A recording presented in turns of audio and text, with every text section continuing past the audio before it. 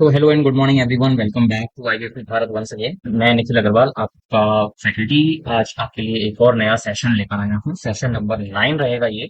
और इस सेशन में हम करने वाले हैं क्वेश्चन नंबर यानी कि प्रॉब्लम नंबर 5। अभी तक जो आप देख रहे थे बहुत ही जर्नल एंट्रीज, बहुत ही हल्की फुल्की सी।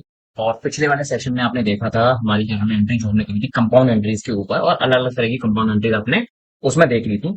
आज जो हम एंट्री करने वाले हैं उसमें कंपाउंड भी है, सिंपल जनरल एंट्री भी है, बट उसके अंदर थोड़ी कॉम्प्लेक्सिटी आ जाएगी कि हम उसके अंदर उस पैसे की एंट्री कर रहे हैं जो हमारा मार्केट में फंसा हुआ था और वो फंसा ही रह गया।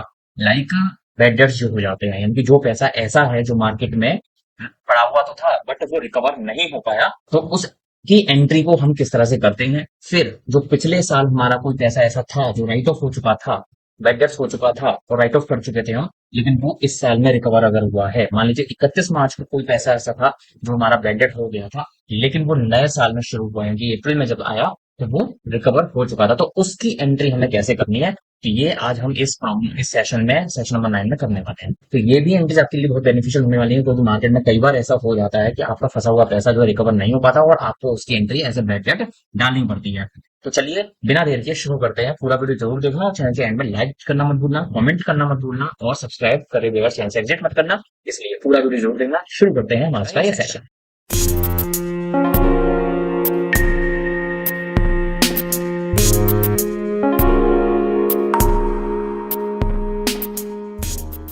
तो आपके सामने पहली एंट्री आपको दिख रही है April 1। Mohan is declared insolvent. अब इंसॉल्वेंट का मतलब क्या होता है? कंगाल हो जाना। मोहन जो है वो कंगाल हो चुका है और receive first and final dividend, यानी कि अब उसके पास फाइनल पैसा जो हमें मिला है वो 50 पैसा इन रुपी मिला है, यानी कि आधा अमाउंट जितना मार्केट में हमारा फंसा हुआ था उसका आधा पैसा ही हमको रिकवर हो पाया है। इसका मतलब 5,000 रुपए की डेट थी, ये लिखा है अगेंस्ट डेट ऑफ 5,000 रुपए की डेट थी, जिसमें से केवल 2,500 रुपए हमको रिकवर हुए हैं। तो हम यहाँ पर क्या कर देंगे, पहले तो हम यहाँ पे कर देते हैं कैश। ठीक है, कैश डेबिट। कैश हमारे पास कितना आया है? कैश हमारे पास कितना आया है? 2,500 रुपए का। और जो नहीं आया है वो भी हमारा क्या है? 2,500 रुपए का। तो यहाँ पे हम परफेक्टली डाल देते हैं एंड उसके बाद में यहाँ पर जो हमारा अमाउंट आ जाएगा वो आ जाएगा बैड डेट्स का। ठीक है, यानी कि कैश हमारे पास 2,500 रुपए आ गया और जो नहीं आया वो बैड डेट्स हो गया। और फिर हमारे पास आता है टू, यहाँ पे हम किसका नाम लिख देंगे? मोहन का। यानी कि मोहन से हमारे पास पैसा कितना आना था?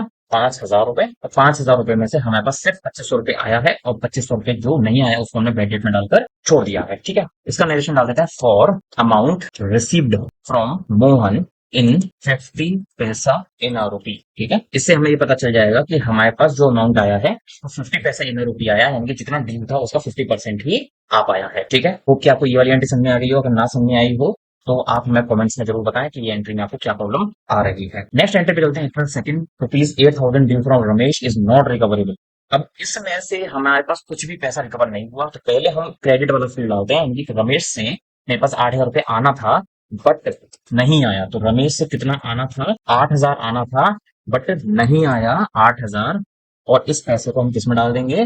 Bad debts. ठीक है, अब ऐसा क्यों हमने किया? पिछली वाली एंट्री में हमने कैश डाला, इस वाली एंट्री में हमने कैश नहीं डाला, क्योंकि पिछली वाली एंट्री में बता दिया था कि 50 पैसा इन रुपए रिकवर हुआ है, लेकिन सेकंड अप्रैल वाली एंट्री में 8,000 में से कुछ भी रिकवर नहीं हुआ है, इसलिए हमने पूरा पूरा 8,000 रुपए जो बैड डेट्स में डाल दिया है। नरेशन डाल दीजिए। For none of the due amount recovered from Ramesh.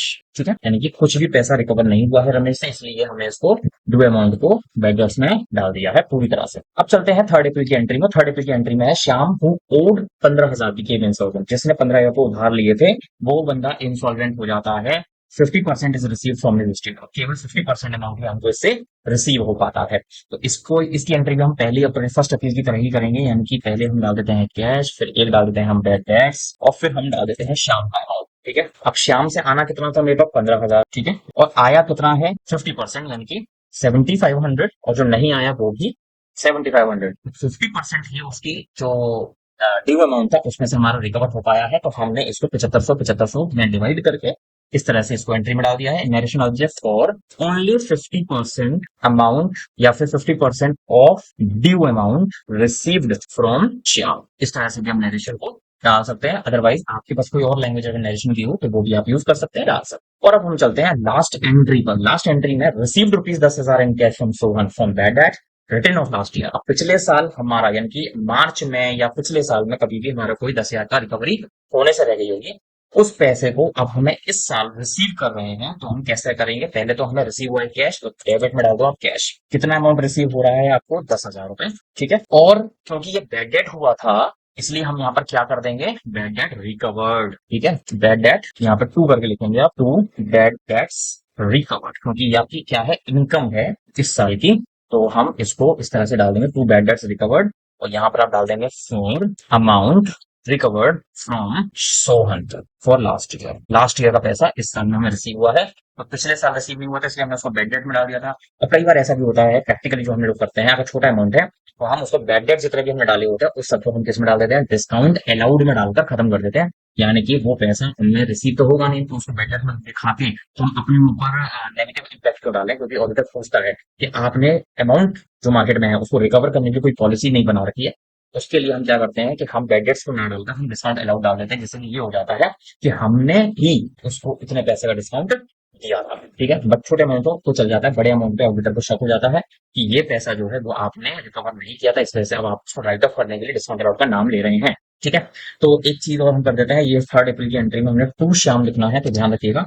Debit में नहीं है, टू श्याम, ये क्रेडिट में है, इसलिए हमारा ये केस स्टडी जो है, ये जो प्रॉब्लम नंबर 5 है, ये पूरी हो जाती है। इस पूरे केस स्टडी में, क्वेश्चन में अगर आपको किसी प्रकार की कोई भी प्रॉब्लम रह जाती है तो प्लीज कमेंट सेक्शन में हमें जरूर डिस्कस करें, जरूर बताएं। और अगर आप चैनल पर नए हैं तो चैनल को सब्सक्राइब जरूर कर लें, और वीडियो अच्छा लगा तो लाइक जरूर करके जाएं और शेयर जरूर करें, जिससे ज्यादा से ज्यादा लोगों तक पहुंचे हमारा ये वीडियो, और आपको भी बेनिफिट हो और हमें भी फायदा होता रहे। ऑल ओवर द वीडियो आपको जो क्यूआर कोड नजर आया है कि उसे भी जरूर स्कैन करें टू सपोर्ट आवर चैनल, जैसे कि हम और अच्छे अच्छे वीडियो और अच्छी तरह से good sound, good video quality वाली वीडियो आप तक लाते रहें।